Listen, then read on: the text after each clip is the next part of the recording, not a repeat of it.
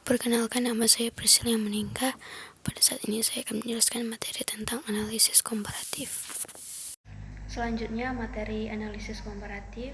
Analisis komparatif adalah proses membandingkan dua atau lebih elemen, objek atau konsep untuk memahami perbedaan dan kesamaan di antara mereka.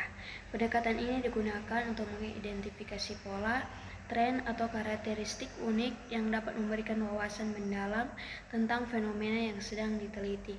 Manfaat dari analisis komparatif ini adalah untuk mengidentifikasi perbedaan dan persamaan antar data, memverifikasi hipotesis, menentukan pola dan tren, meningkatkan pemahaman mendalam tentang suatu fenomena, serta mendukung pengambilan keputusan yang lebih informasional dan strategis.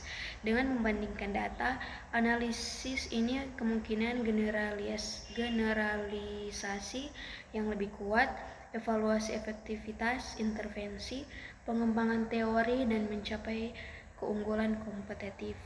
Selanjutnya yaitu jenis metode perbandingan. Jenis metode perbandingan analisis komparatif yaitu yang pertama, analisis perbandingan adalah metode untuk digunakan dalam suatu komparatif untuk mengevaluasi perbedaan dan kesamaan antara dua atau lebih objek, fenomena atau konsep. Yang kedua, tentang studi kasus komparatif menggunakan metode penelitian yang melibatkan analisis mendalam terhadap dua atau lebih kasus yang dipilih dengan tujuan untuk memahami perbedaan dan kesamaan di antara mereka. Yang ketiga, eksperimen komparatif. Eksperimen komparatif adalah metode penelitian yang melibatkan perbandingan dua atau lebih kelompok atau kondisi yang tunduk pada perlakuan atau manipulasi tertentu dengan tujuan untuk mengidentifikasi dampak atau efek perubahan variabel independen terhadap variabel dependen. Selanjutnya yaitu meta-analisis komparatif adalah sebuah metode penelitian yang melibatkan pengumpulan, sintesis, dan analisis data dari beberapa penelitian empiris yang telah dilakukan untuk menjawab pernyataan penelitian tertentu. Yang selanjutnya yaitu analisis tren waktu komparatif adalah metode penelitian yang melibatkan pemantauan dan evaluasi perubahan atau tren dalam dua atau lebih periode waktu yang berbeda. Selanjutnya ada langkah-langkah analisis komparatif. Yang pertama, didefinisikan tujuan penelitian itu apakah Germes ingin memahami perbedaan antar kelompok, penguji hipotesis atau membuat generalisasi. Yang kedua, identifikasi variabel atau konsep yang dibandingkan. Menentukan variabel atau konsep, pastikan variabel atau konsep tersebut relevan dengan pernyataan penelitian. Selanjutnya, pengumpulan data. Data dapat diperoleh melalui survei, wawancara, observasi, atau analisis data sekunder. Yang selanjutnya, susun kerangka kerja analisis.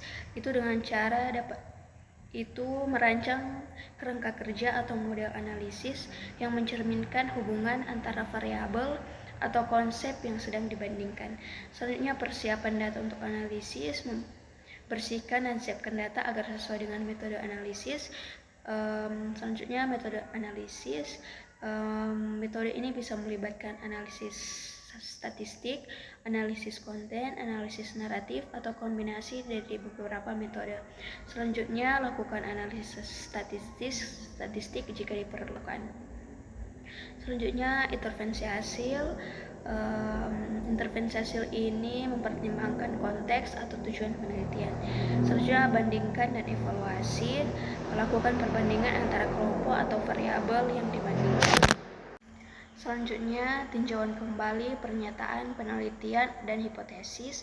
Itu tinjauan kembali pertanyaan yang diusulkan, apakah temuan mendukung atau menolak hipotesis, apakah pernyataan penelitian telah dijawab atau belum. Selanjutnya, buat kesimpulan. Kesimpulan berdasarkan hasil analisis komparatif. Jelaskan implikasi temuan kamu dan apakah mereka konsisten dengan literatur yang ada. Selanjutnya, kelebihan dan kelemahan analisis komparatif. Yang pertama, kelebihan Analisis ini mendalam dan komprehensif, memungkinkan pemahaman yang mendalam dan komprehensif terhadap fenomena atau objek yang sedang diteliti. Yang kedua, identifikasi perbedaan dan persamaan, memungkinkan identifikasi perbedaan dan kesamaan antara kelompok atau variabel yang dapat memberikan wawasan yang lebih baik terhadap karakteristik dan hubungan di antara mereka. Selanjutnya, uji hipotesis memungkinkan penguji hipotesis dengan membandingkan hasil antara kelompok atau kondisi yang berbeda. Yang kedua, kelemahan dari analisis komparatif yaitu keterbatasan validitas internal, risiko terjadinya ancaman terhadap validitas internal, terutama jika ada kontrol yang memadai terhadap variabel yang tidak diinginkan atau faktor confounding. Yang kedua, kesulitan menentukan sebab akibat. Analisis komparatif ini seringkali kesulitan menentukan hubungan sebab akibat karena fokus pada perbandingan antara variabel tanpa melakukan eksperimen atau mengontrol seluruh variabel. Yang ketiga, tantangan dalam menangani variabilitas. Variabilitas antar kelompok atau kondisi dapat menjadi tantangan, terutama jika variasi tersebut bersifat alami dan sulit diatasi. Kesimpulan dan saran. Kesimpulan, analisis komparatif digunakan untuk membandingkan dua atau lebih kelompok data untuk mengetahui perbedaan yang signifikan antar kelompok. Metode ini membantu pengambilan keputusan berbasis data secara objektif dan akurat. Saran, peneliti perlu memastikan data memenuhi syarat uji, memilih metode yang sesuai, dan menambah analisis deskriptif agar lebih valid dan mudah dipahami.